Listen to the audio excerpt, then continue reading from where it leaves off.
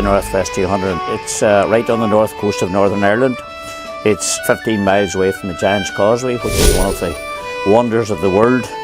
It runs between the towns of Portrush, Portstewart and Coleraine, two seaside resorts, and then in towards Coleraine, which is really a market town itself. It's a track of 3 towns heading to Portstewart. The sea is beside you at all times. You know, wouldn't want to crash too spectacular. You could end up in with the dolphins as such. But you know, after you leave Portstewart, it's head down, full steam ahead to Coleraine. Very fast section of the track, speeds of up to and over 200 miles an hour. You get to Coleraine, you sort of do the same again. This time you come back to Portrush, and it's come back to Portrush on an incredibly fast part of the track. A couple of chicanes to introduce some sort of control the speeds. You know, we do get back up to them speeds, but it's certainly from these chicanes have been entered. I think a lot of lives have been saved. But when we get from Portrush to Portstewart, this is where the race is won. It's a coast road. The large slipstream effect that's all behind you, because on them long straights you can pass each other several times at high speed. And now it's just man, machine, lots of corners, technical, and it's where your ability can sort of, the cream rises to the top. You approach Juniper chicane, the last sort of section, you want to be leading there. That is the last chance to take the race lead. And from then you should be able to defend up Juniper Hill around the last corner and across the line. And done that 4 times, incredible feeling. A regular competitor can take on a maximum of 5 races on the day itself. Newcomers can only take on a maximum of 3. But you know, you get the likes of Alistair Seeley, you know, well, Glenn Irwin's just in the superbike class, but Alistair Seeley, who's 600, you know, Superstock, Supersport, you know, we get a lot of riders who do all classes themselves and then race in the 5 events. Whereas you have guys who maybe just sort of select Superbike, Supersport, Superstock, Super Twin type of thing, you know. But we're blessed, we have a lot of really good racers in this particular country itself.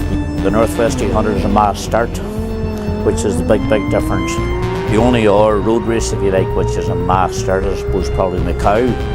You know, and the TT is an individual start. The speeds around the Northwest 200 course have increased over the years. You know, back a number of years ago we had Michael Rudder, you know, at 208, 210 miles per hour. It's a high-speed course itself, and I suppose that's what attracts people to the Triangle course, you know, because of the mass start, the cream of the riders that we get at the end of the day, and because of the scenic area.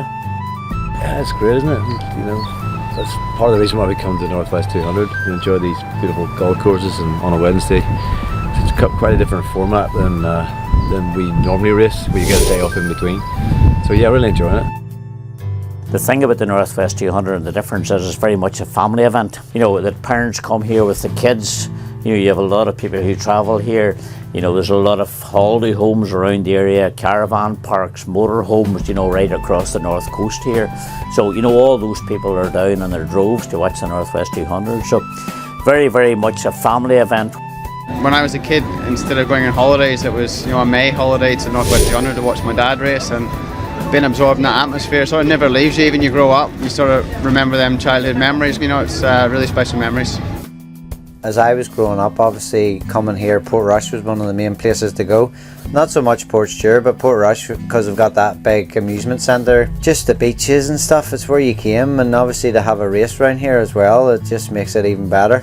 You had the Philip McCallans, the Joey Dunlops, the Robert Dunlops racing, and I was only a wee nipper. Come with my dad, he brought me up, and waving programmes at them on the last lap to try and win the races over the visitors. So it's a special place. It's set in a really nice area, and for me that's what probably attracted me to do it. You know, I felt that the atmosphere made it feel welcome, and whenever you get a good weather up here, sure, there's nowhere better to be. My dad loves it. Him and my mum were up all week in a motorhome beside mine. We have a house up behind the paddock. The rest of my brothers are there. My 3 teammates are all over. 2 of them are Japanese. They're over to see it for the first time. My other teammate from England is over. My own 2 kids are here along with my partner Laura. We've been cycling the coast most of the week. We've cycled to Portstewart for ice creams, and you know, you buy the big lollies like the Rock, you know, like the holiday sort of sweet shops, and we've been in the amusements in Portrush, and we're eating good food every night, and that it is a real family affair. But that family sort of atmosphere sort of continues rider to rider as well. We sort of embrace each other a little bit more here than we do on circuit racing, and that's purely down to the respect that we have all for what we're doing. Luckily, I have a lot of fan support here, and I think I thrive on that. So there is probably expectation from people for me to perform and to win, but I want to win anyway, so it's not more pressure. I don't feel pressure that everyone wants me to win. I want to win. I don't expect to win in an arrogant way, but I expect to be there. If I do a good job, then that's what happens. So the pressure side of it, when the helmet's on, you know, you do your warm-up lap, it all sort of goes away. But yeah, there's a lot of hype. But honestly, the fans make this place. It is lined nearly 8.9 miles, lined with spectators. 100,000 people are going to be here on Saturday. Probably, I don't know, 80-90% of them want me to win. It's a nice feeling. I've been travelling all over the world. I still think this is the most picturesque. Yeah, we do get a little bit of rain and changeable weather, but when it's sunny here, there's nothing like it in the whole world. And I think people come because of the friendliness of the Northern Irish people as well. You know, we're well known for our hospitality. It's our largest outdoor sporting event in the island of Ireland. It gets talked about all year round. When it finishes, we'll talk about how it's going to be next year. People just making a long weekend with their families, watch some amazing bike racing, the best road racers in the world. And for me, what's special about it, and what I love about it, it's head-to-head racing. 200 mile an hour, groups of 16 to 20, waves of perhaps more. I like racing. You know, I like time trial, and the TT is unique. I like watching head-to-head racing. I like to know who crosses the line first. That's racing. Unlike other international road events, it may also attract some top British superbike riders that just come in and do the Northwest. It's perhaps seen to be easier to learn than other courses, so it can attract top short circuit riders at the same time. The eras of Ray McCulloughs, Tom Herrons, the Dunlops, the Dunlop dynasty still continues, you know, with Michael now, and you know, I think we all attach ourselves to the Dunlop name a bit, and the Northwest 200 certainly holds a big part of that as well. My dad, he started it off, lots of battles with Joey Dunlop here, finished on the podium numerous times, you know, probably should have won. Thankfully I've had it 4, so we've got a few wins in the family. You know, my brother Andrew, top British superbike rider, he's done some World Championship racing, has decided, you know, at this stage not to do the Northwest, but at one stage I thought like that.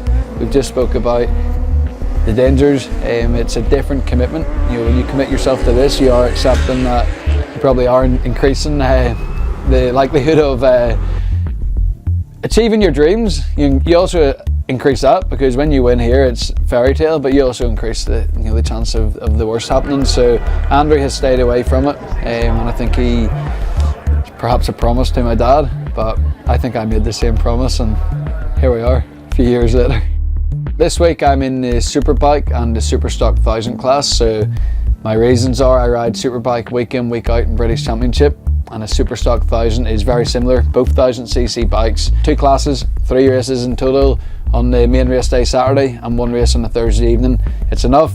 I was always a fan before I was a racer here, and that sort of schedule allows me also to become a fan in between and enjoy watching some races. Come Saturday, usually you finish the race weekend and it's a bit like, it's over. It's always nice because of the dangers we spoke about, but if you've won as well, in particular you've won that last big race, it's like, oh, it's over, we're here, we've made a few quid, let's go get drunk. And camaraderie's great here, love it. I first came here in 2019 when I was a newcomer, and it took me a few laps to take it all in. Because, I mean, yes, we're supposed to go out there and learn the circuit, but I came to the town, I was like, ooh, look at the coast, ooh, look at the golf course, like, oh, this place is so pretty, you know, you're like, oh wait, I'm here racing. Actually, I'm the complete opposite of a normal motorcycle racer. So most motorcycle racers start, you know, either a family member or someone else influenced them to start, and they start real young, 4 or 5 years old. I asked my parents for a motorcycle, and they told me what most parents said, move out of the house and then you can get one. My first little motorcycle was a used banana seat. It was so ugly bike, but I thought I was Steve McQueen on that thing. I was riding up and down on the street. Like, I think everything about motorcycles is just freedom and passion, and you know, it's a subculture. You meet so many people that like motorbikes, and it doesn't matter if you're on a Harley or a sport bike or an adventure bike. you're all mates when you see each other. You just respect each other. I didn't do my first track day till I was 25 years old, and I was just addicted from the moment I started. It was just like, wow, I can go fast without cops or without deer or anything else, and it was amazing to be able to go really fast, and I was addicted to that. The first time I touched my knee on the ground, I was like, what was that? It scared me a little bit, but as far as road racing goes, that's a whole nother addiction within itself. I definitely think I'm addicted to the buzz that comes around everything that's here, the circuit, the country, the motorbikes, the fans. It's an event. It's not just a race in itself, and I just love everything about it. I know there's a lot of adversity that I faced, not only being a female in a male-dominated sport, but starting later in life, starting with no coaching or experience. I didn't have dirt bike experience, like nothing when I started. But I think women are pretty stubborn and determined once they really like to do something, and I feel like overcoming that adversity maybe made me a better rider. Had I started younger, I don't know if I would have been as good or loved it as much as I do now, where now it's a real passion of mine. Everything about road racing is about adversity. You have to be an adverse rider and be able to adapt and overcome and change to all the conditions that can be. Because even if you put full wets on, there's bumps and there's hedges and there's all kinds of different things. You have to be able to adapt your riding and just overcome. And the weather is just a big part of what brings you here and what you have to deal with. Seen Patricia first racing, I think it was 2019 in Ulster Grand Prix. I was very impressed with her. I liked her style, I liked her personality. Quite open, talking to everybody, and she was quite good in the bike too, so that sold it. And then I just asked her would she like to ride for the team at some stage, and she was happy enough, and we talked things over, and that was it then. She ended up riding for me.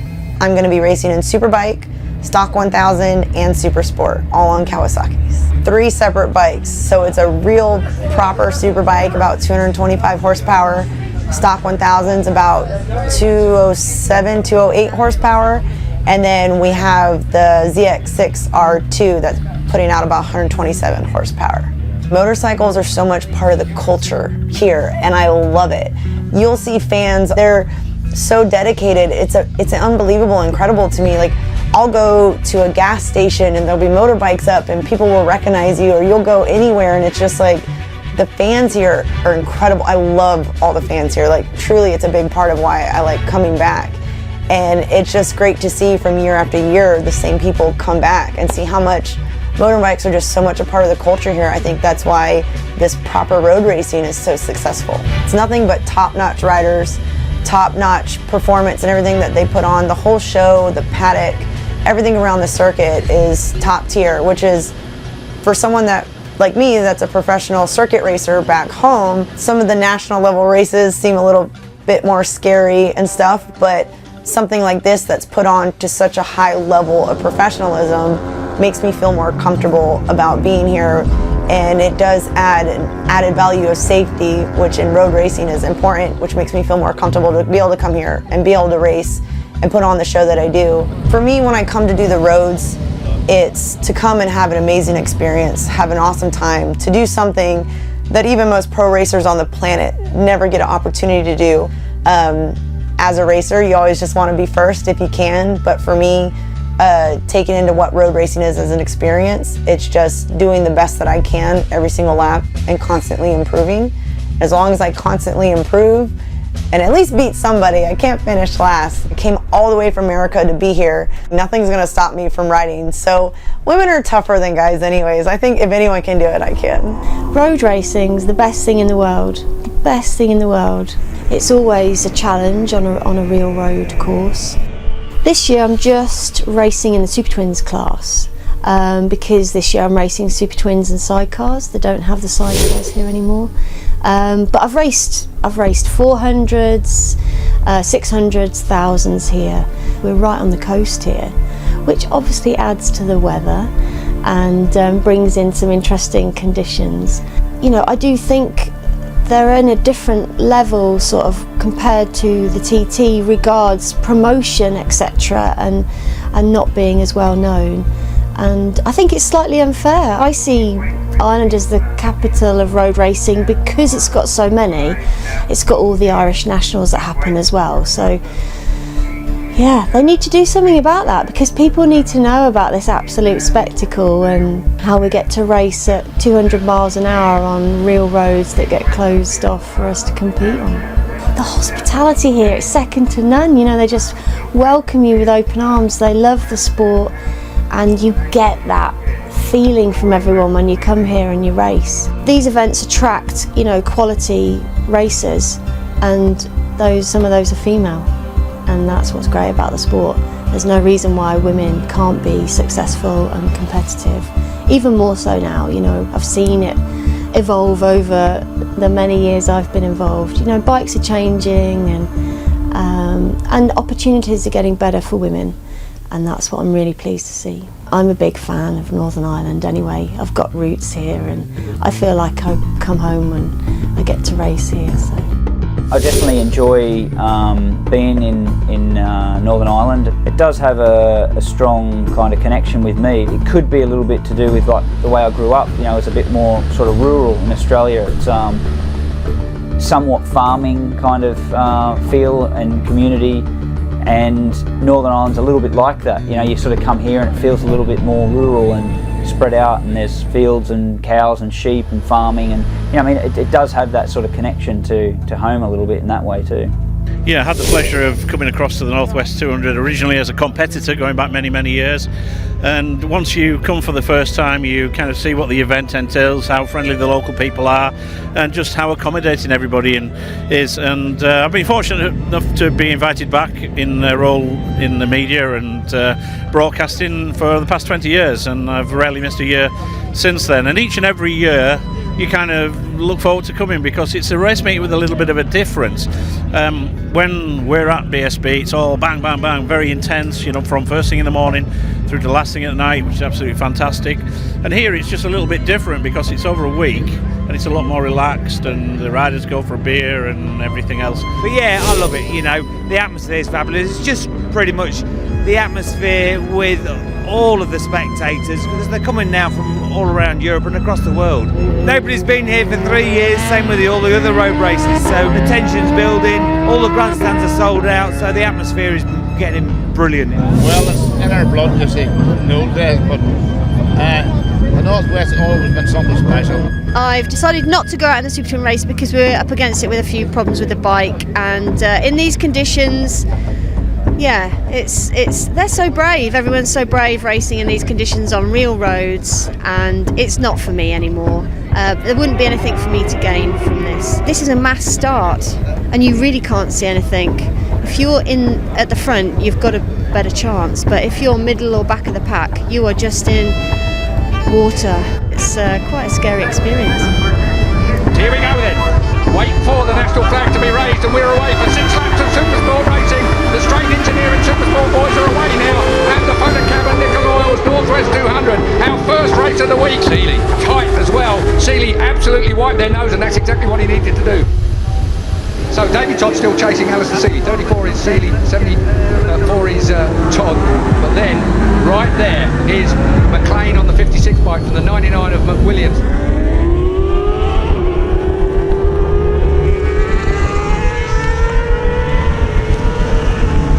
91, that is Julian Trummer, who starts off the second wave.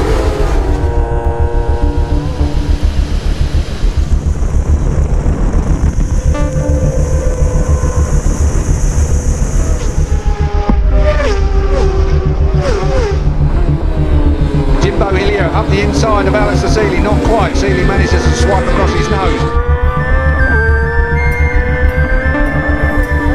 37 is Hillier on the link road now up to the Ballysally roundabout.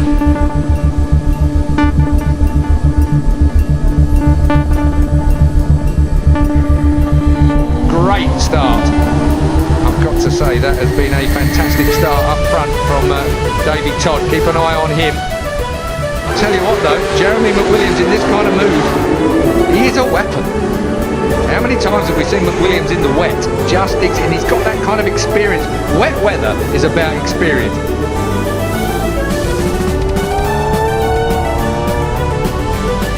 So, Davey Todd leads at the moment on the number 74 machine. the two at the moment. Seeley only just squeezing side by side, they're neck and neck.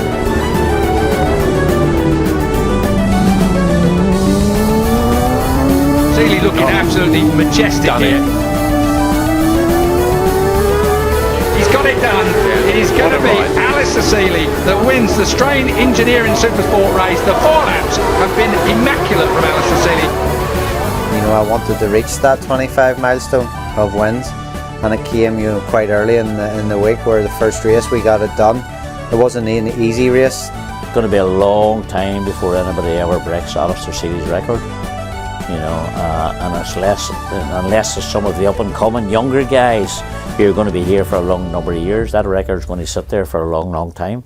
It was beautiful Northern Irish weather, as you would say. It started raining during the Supersport session, so we had about 2/3 of the track dry, 1/3 wet, which happens on these long road courses. It was a little scary, but you go through so many emotions while you're out there, like, is this worth it? And even in the pouring rain, like terrible cold weather conditions, there's still fans all over the racetrack, and they're out there in their rain gear and their welly boots, and they're just cheering you on. And then when you see stuff like that, you're like, absolutely, this is what you're here for. You're here to do a show. You know, everything about road racing is overcoming adversity and becoming better and better. And the only way you're going to become a better road racer is to get out in conditions that are scary.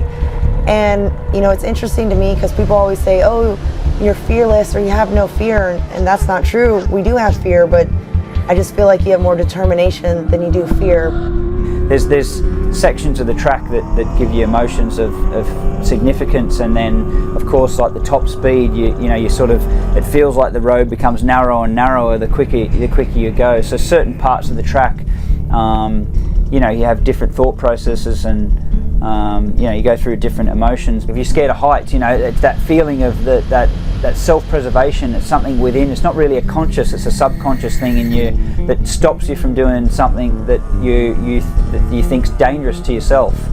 I think that's what divides how you ride the most. I don't really consciously think, oh, this is going to be a slippery corner, or oh, there's a big cliff, as you call it, over there. I need to ride slow here. It's like a subconscious thing. You kind of you ride to a level where, yeah, okay, it's everything in life is risky, but you kind of ride to a level where that inner self-preservation is comfortable. It doesn't sort of shout at you going, oh, you're taking too much risk. And I don't really know a better way to describe it. It just feels like there's that natural instinct it tells you where the line is of where not to cross. The big thing is the straights. Because of the high speed, the tyre manufacturers, they all have to have like a rear tyre what's got a section of hard rubber in the centre, because otherwise they'd come apart because of the high speed. That's the thing what changes here a lot is the wind. If it blows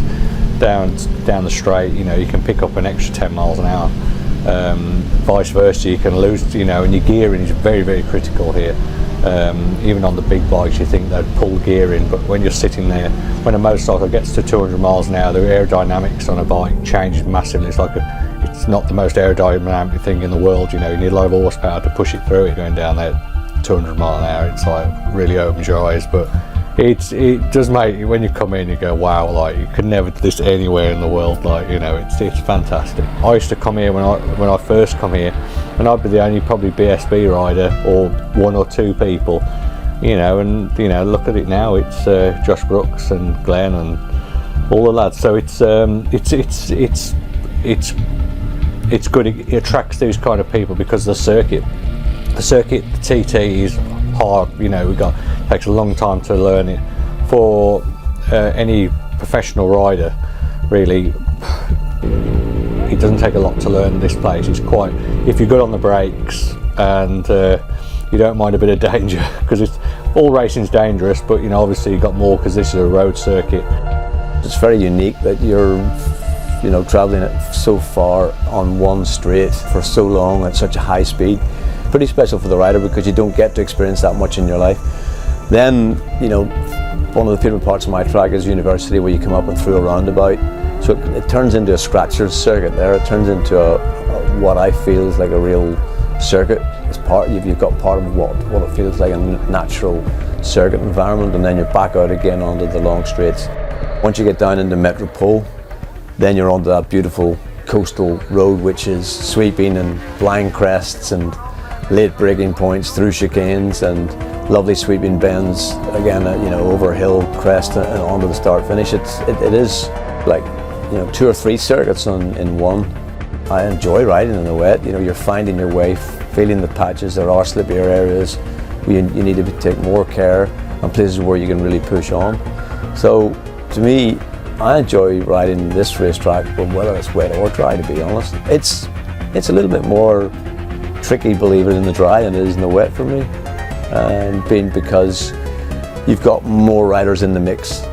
The bunches become more bunched up, and in the slipstream in particular, where you'll see in the super sport race where there's 5 abreast going into university, where the slipstream effect really brings riders that are a little bit further behind into one bunch. So I think that's what's really, certainly that's what's very, very unique about this, because it's a mass start, unlike the TT, and it means that you can have 10 riders fighting for first place, and it's lovely to beat riders that are more like half your age. I think that's what makes it special for me, is because you can hold your own here. It's not really absolutely physically challenging. It's more mentally challenging than it is physical. I'm doing this for a bit of fun. I come here and just do it as a week of bringing my family and friends up onto the north coast. As long as I can keep doing this, and feel that I'm doing it safely enough and within my own limits, I'll come back again. I've won GPs in the past and stood in the top box and stood on the rostrum with Valentino Rossi and many great riders before, but you'd never think that you're going to relive those moments. And coming here when there's 100,000 people standing by, watching and cheering on and enjoying the racing, to stand on the podium here, particularly on the top, is a really special feeling, as it would be in any major event. I managed to do it at Daytona this year. Again, something that probably wasn't expected. So to win there and stand on the very top step, and then come here again and hopefully do it again, repeat it, there's nothing else like that. There's no other feeling like that. It's all about racking up those history-making results that nobody can take away from you, and they're in the history books for forever. So winning here at the Northwest 200 that's really what makes it so special. Standing on the podium is also very special, but of course you're always looking for that one better position, and it's a little bit, that's why I'm returning, because you don't really get a buzz like that anywhere else in the world. The competition this year is phenomenal, especially here at the Northwest 200. I think you can choose from the entry list maybe 12 to 15 riders that are capable of winning, and that's a strong field. That's a really, really strong field. I've been coming here now since 2014. Been racing. In fact, the Northwest 200 was my first ever road race before I did the TT. As it's always generally within 2 weeks of the TT, so it's a really good build-up for anybody that wants to go and race at the Isle of Man. Yeah, it's a technical and fast piece of tarmac, and actually one of the best bits of tarmac in racing, like full stop. It's the way it flows and runs through. You go under the railway bridge and then up to Black Hill. It's awesome. I always have a massive smile on my face when I run through, particularly that section where you're going under the railway bridge.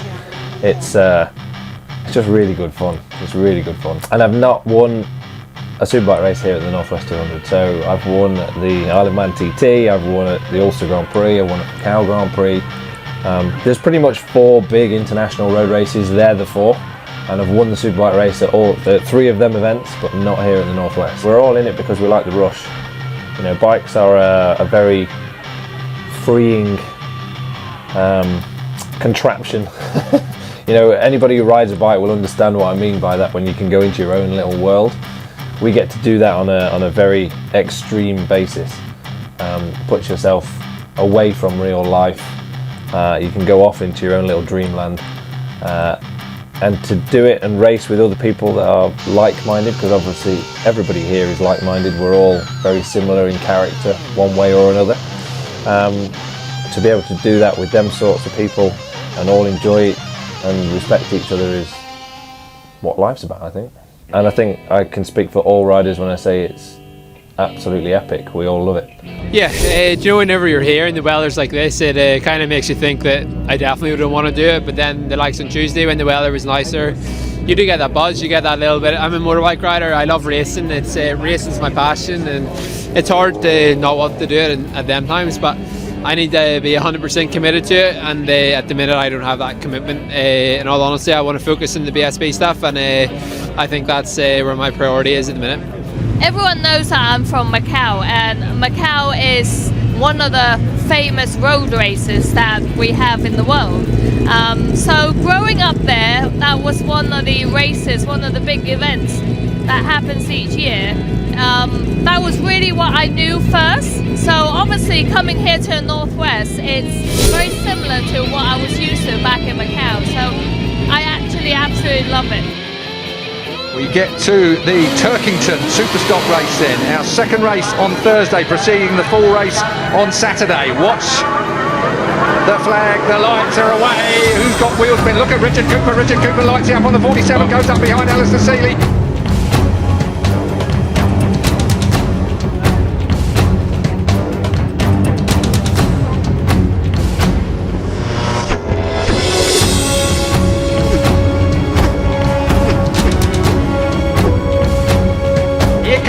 Todd's gone past Seeley. Seeley happy to slot in beside him. That's what Todd didn't do in the Supersport race, if you remember. Hickman in fourth.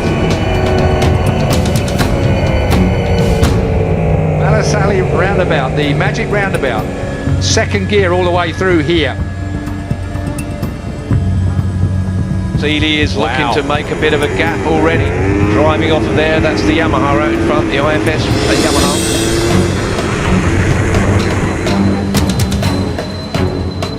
Alistair Seeley, the wee wizard, has absolutely worked some magic around this track.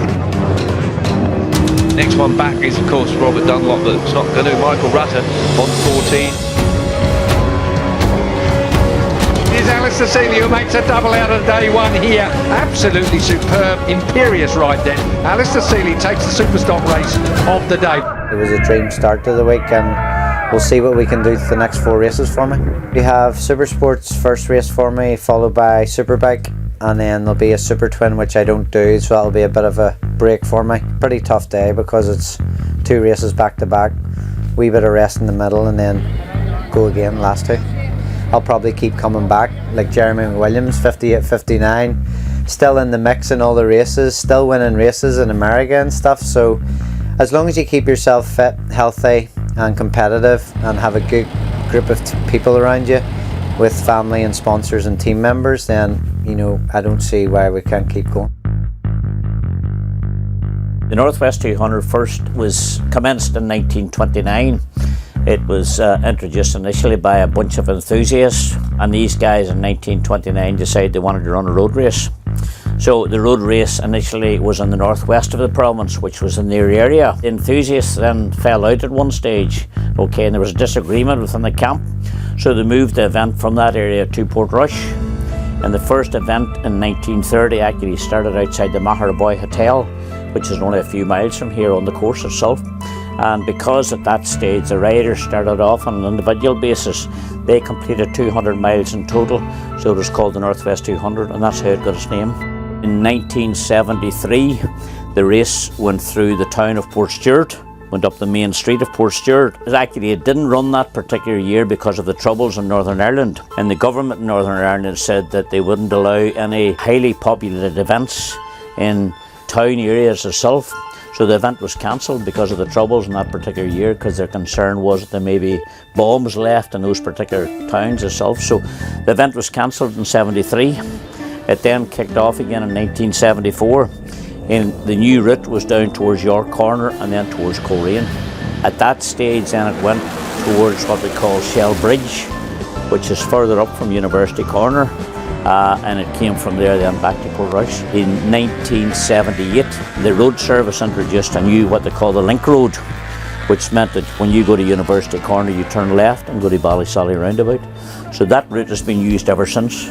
We've introduced then a number of chicanes, like Juniper chicane was introduced back in 1979 because we had a couple of fatalities over at Juniper itself, and the other chicanes then were introduced years after that. I've had 5 fatalities in 20 years, and every one of those has been different at the end of the day, but it's hard to accept. It honestly is hard to accept. The big thing about it is that you get to know these guys, you know, and they're friends at the end of the day, you know. I've never ever got into signing a contract with any rider over my 30 odd years. Never do it with any of the teams. It's a phone call, we make an agreement, I write down details, and that's it, full stop. But it's been difficult, I have to say, and some of the guys who were taken away were, you know, great lads altogether, you know, but it has an effect on you, there is no doubt about it.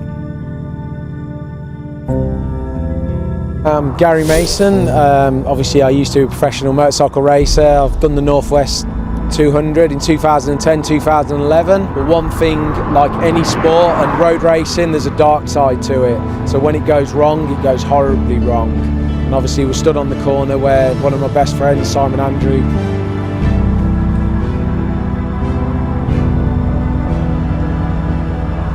so obviously one of my best friends perished here. Simon Andrews just shows how close it is from absolutely fantastic to absolutely catastrophic. You know, as you come through here, obviously you're coming from like nearly 200 mile an hour, hard on the brakes, back to second gear, and then you short you straight away up to third, and then you come flying out of here. But sadly, you just clipped the curb on the exit of this turn, which caused a hairline fracture, and obviously deflating front tyre, and sadly causing him to go over the handlebars, and well, everybody knows what happened from there. So it just shows how close it is from being fantastic to going very wrong. The one thing I will say though, that's part of the reason why we do this sport, is because you live more in 30 seconds doing this than most people in a lifetime. I don't think he would have changed anything other than obviously not clipping the curb, because he knew the risks, and but I can't tell you how good it is. When it's good, it's phenomenal, but sadly, you know, when it's bad, it's really bad. Like, I think he wouldn't change anything. I don't honestly believe he would have changed anything. Family liaison, so this is where obviously they can bring the family, because they're very organised. So when it goes wrong, this is somewhere they can bring the family, and they obviously can take them out through the side, you know, out of the way of everybody. So they obviously have experts to deal with the families and everything. So they're really on point when it comes to, you know, looking after you know, family and girlfriends and things if the worst does happen. It's a dangerous sport. It's public roads, you know, furniture as we call it. You have hedges, walls, houses, lampposts, curbs. They do a great job at making it as safe as they can. You know, curb protection, a lot of air fencing, but it's still an extremely dangerous sport. You know it is, and as riders we know that. We don't come here and ride at 50%. You know, we come here and ride at 100% like we do on a track, but calculate it a little bit more. We maybe change our approach to probably take the risk of crashing, make it lower. But yeah, it's weird. You know, the week before I come here, I've had it where I've been on a treadmill and I've had to get off the treadmill. You think about it, and when you think about what's coming ahead, you think of the good. And as humans, we think of the good and the bad. So you think of trophies, race wins, and you think of what we all know what can happen. It has happened and it will happen again. But you know, it's part of the sport. It's part of the adrenaline. This is the best sport in the world, and this place really highlights it. This is an event which is managed by, you know, a number of unpaid officials, and the recognition we get from government in Northern Ireland is very, very poor. Our local council, to be fair, have been very good and very supportive. You know, put a lot of fencing up for us, build the course for us, give us good assistance. There's 1 or 2 people who are managing this event for 11 months of the year. You know, it's a massive operation. And it's all around making sure that everything is right, that, you know, it's detail at the end of the day. You know, it's making everything look as good as possible where people can come and enjoy themselves. Okay, so on Tuesday morning, when the roads close, what we actually do is we have a guy on a motorcycle. The roads close at 9:15. So from 8 o'clock we have a guy on a motorcycle who's just continually going round and round and round.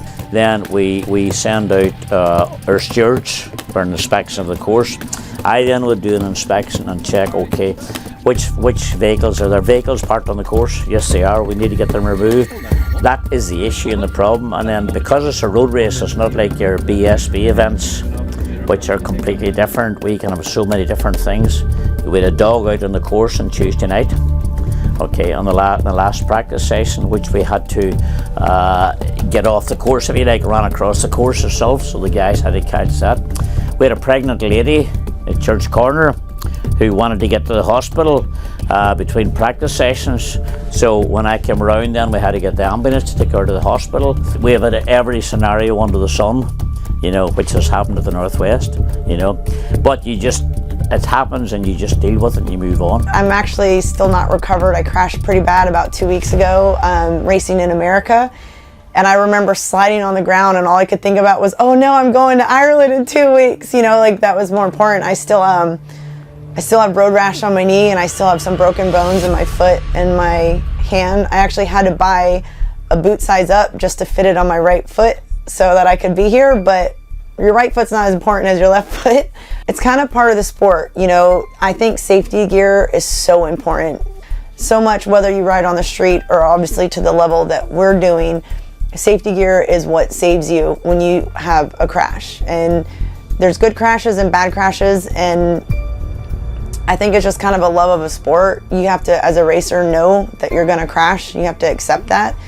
And if you crash bad enough that you can't do it again, then obviously it's not a good career choice for you. But yeah, I don't know how to explain it. I've had some pretty bad crashes, but all I could think about is my motorbike okay, and when can I race again? You know, I just think that, I don't know if there's something special or something wrong with this that makes us that level of crazy that want to continue racing. But yeah, I mean, just get back up, get back on the motorcycle as soon as you can. Self-preservation is one way of saying it. For me, I think the way I've always described it is calculated risk. And whether you want to take certain risks or not take certain risks, I think that depends on a few things. It depends on the race that you're in, depends on what point of the race you're in, depends on the rider you're racing, depends on yourself and the machine that you're on and what you understand as your capabilities or your machine's capabilities.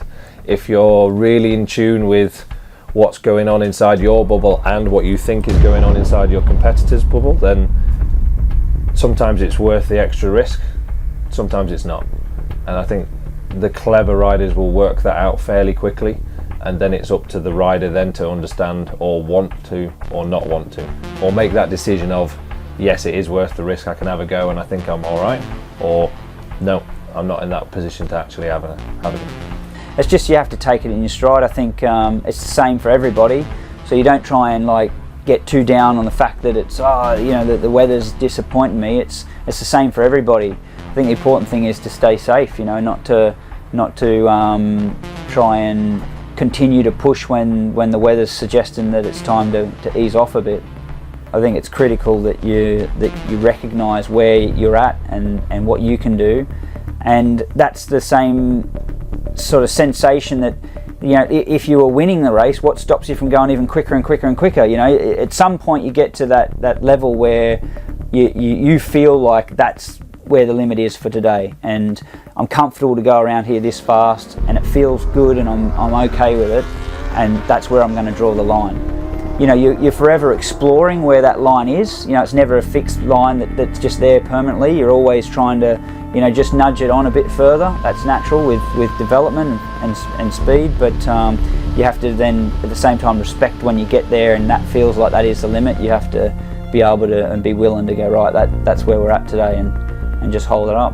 I don't think anybody ever thinks about the consequences or crashing, or I think if you did, you wouldn't actually be here anyway. The same with the short circuit racing. When I go short circuit racing, you know, the worst can happen. Sometimes it does.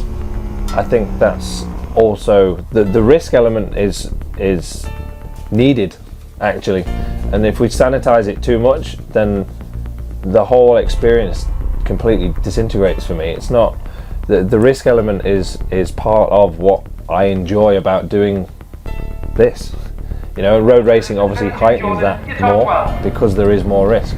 So then the feeling during and after is more than what you can get anywhere else. Here we go then. Here we go, watch those lights. Down. Lights are on, and when they go out, we're underway. Richard Cooper to the right hand side of the 47 machine.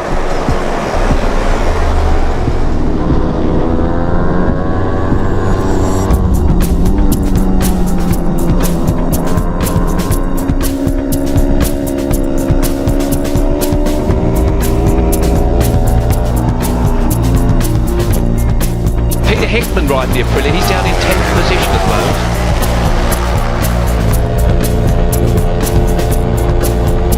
Cooper is gone, he's absolutely nailed it. That's what you would want to do on the first lap. There's McWilliams.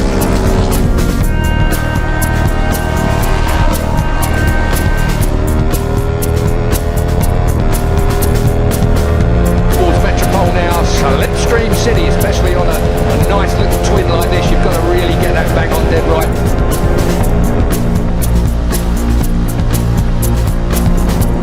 Oh, look at this. Typical Northwest 200. Edward Williams on the 99, looking at the inside of the 22. Yeah.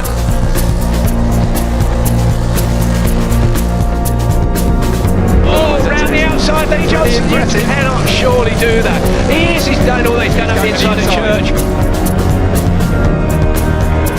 So then back towards the coast road. Cooper leads. Jordan Mian. McWilliams is making a bit of a recovery. This has been the biggest margin we've seen so far this week. Richard Cooper then. Yes. Checkered flag is out. Takes the win of our opening race day here on Saturday.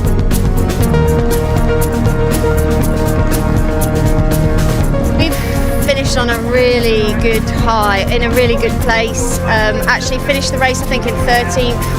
Which I think my best ever finish is 12th, and of course the sunshine helped today, and it was really great to be road racing again. I can't tell you, it feels good. It seems to be like all the grandstands were booked up, sold out.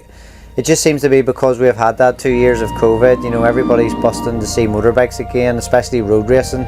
They've kind of been starved of the road racing scene.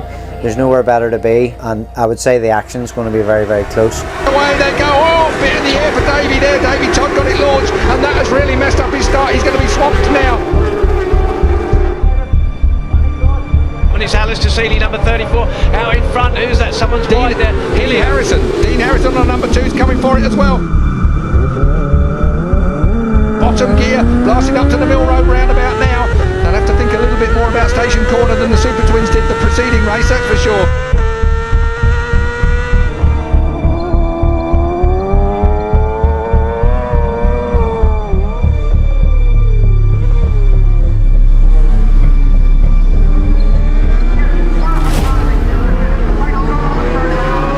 Here comes Michael Dunlop. Michael Dunlop is there for the 34 of Alistair Seeley.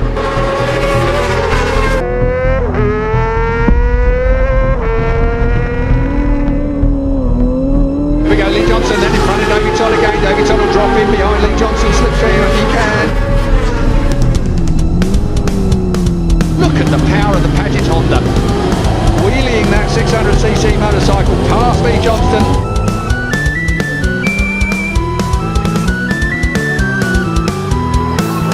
36 is Cowan, still in there. Oh! Ilya has gone down.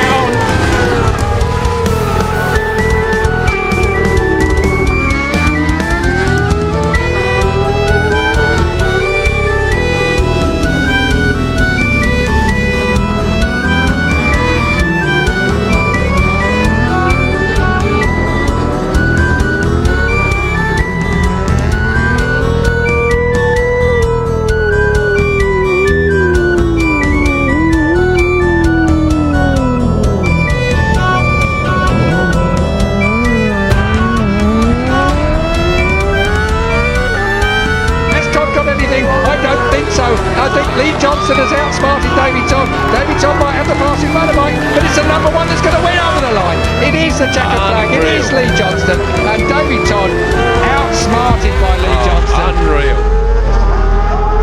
The front brake adjuster had broken off, so the brake lever was actually adjusting itself further and further out, and it kind of, because it was going further out, I was starting to struggle to reach it, so it's just too dangerous to do something like that, especially with brakes.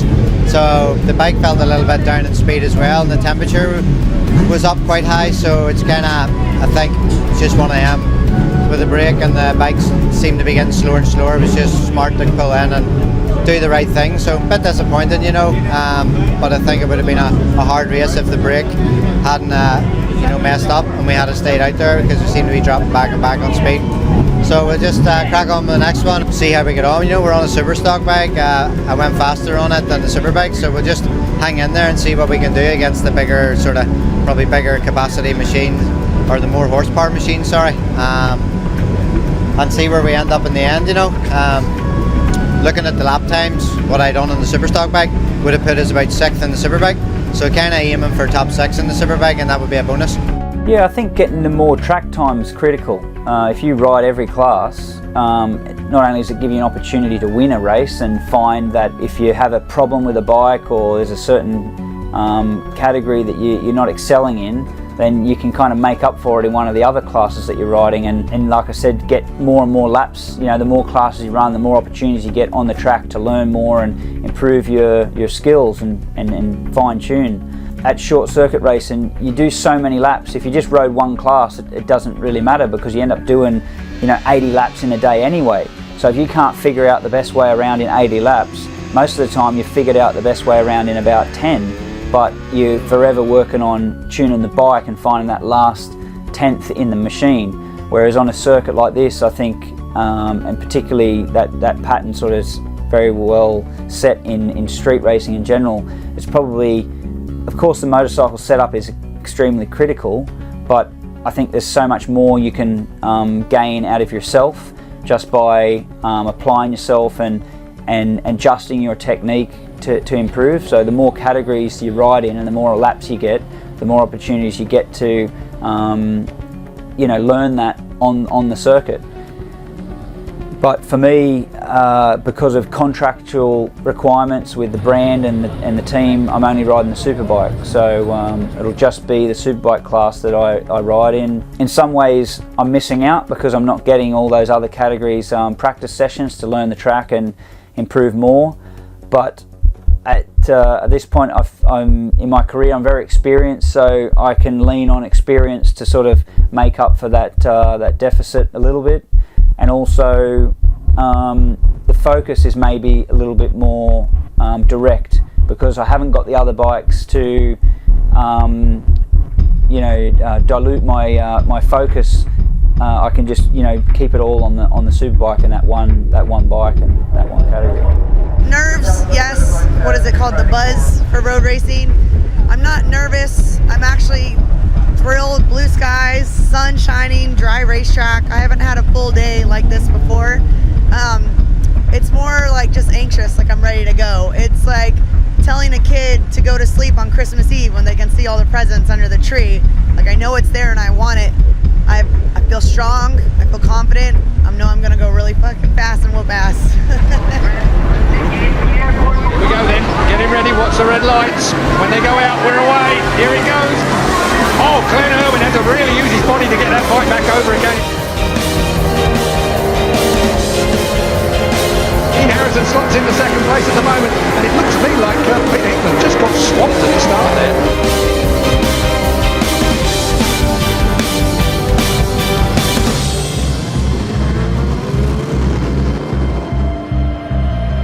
So then, a slight kink at the end of the straight here into the braking area at University. Everybody watching for this as they come over a slight rise. It is the number one of Glenn Irwin.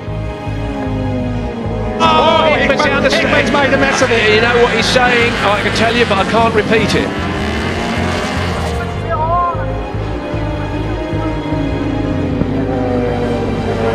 Ali Sally roundabout for the first time.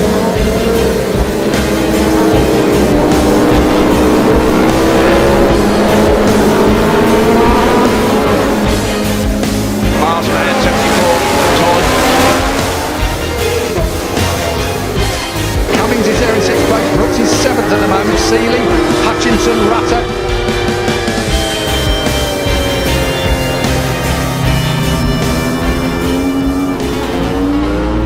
Still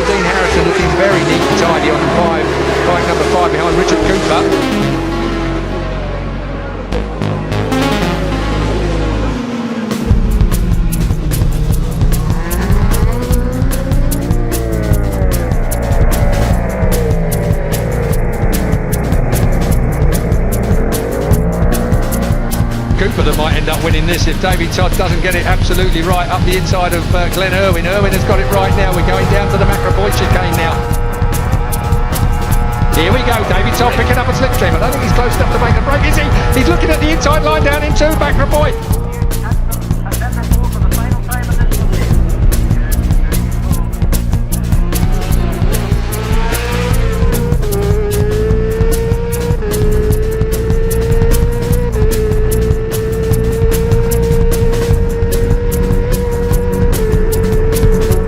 Irwin's no mug, he's looking across, can he make it work? David Todd's going to try and outbreak him into Metropole is where it's going to get done.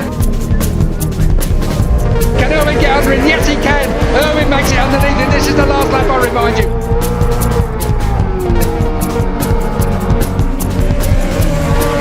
Onto the coast road we go, it's up to Black Hill now, who's got the power?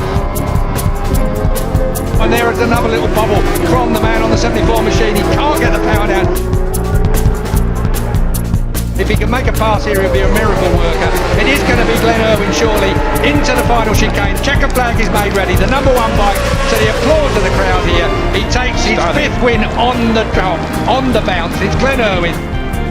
This here is by far the best entry. Like it was never going to be easy. I was nerve-wracked, like.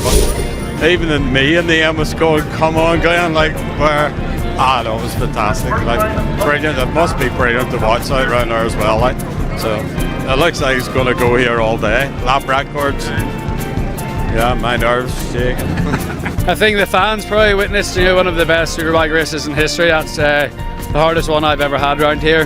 Really happy with the win. You want more. We can improve the bike. Instability was an issue, as was